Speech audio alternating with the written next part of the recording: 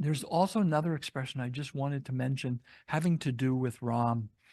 Uh, there was a wonderful lecture that Maharishi gave. We should all listen to it sometime. He gave it right after listening to a Ram Navami Puja. And I'm not sure if we have it in the tape library, but I have it. And Maharishi was describing what he experienced during the Ram Navami Puja. And he said there was this one word that the pundits used over and over and that he really latched onto. And it was describing Ram.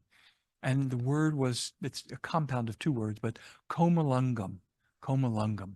Komala means delicate. Anga means limb or physiology. And Komalangam means delicate limbs. And through the ages, that's the way it's always described. But Maharishi took it on a much, much more profound level. All of these different expressions, they have meanings on many different levels. So it's not like the translators are always wrong, but just that we're going to be looking at sort of a deeper level of it. And Komalangam, Maharishi felt, described what he called the very, very delicate blending of Gyan Shakti and Kriya Shakti.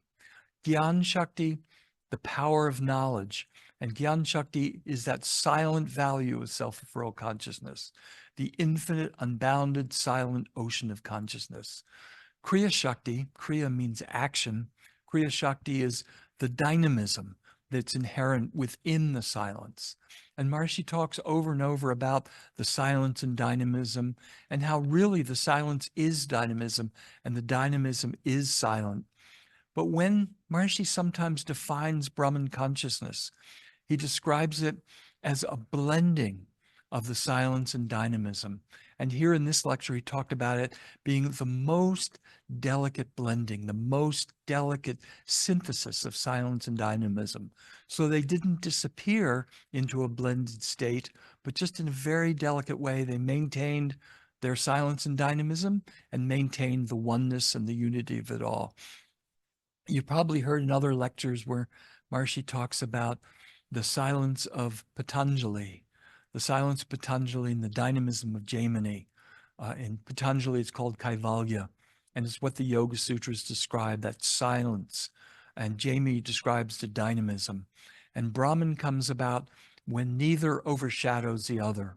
When silence doesn't overshadow dynamism, dynamism doesn't overshadow silence. And this is brought out in the Brahma Sutras, the fourth Brahma Sutra, Tat Tu Samanvayat.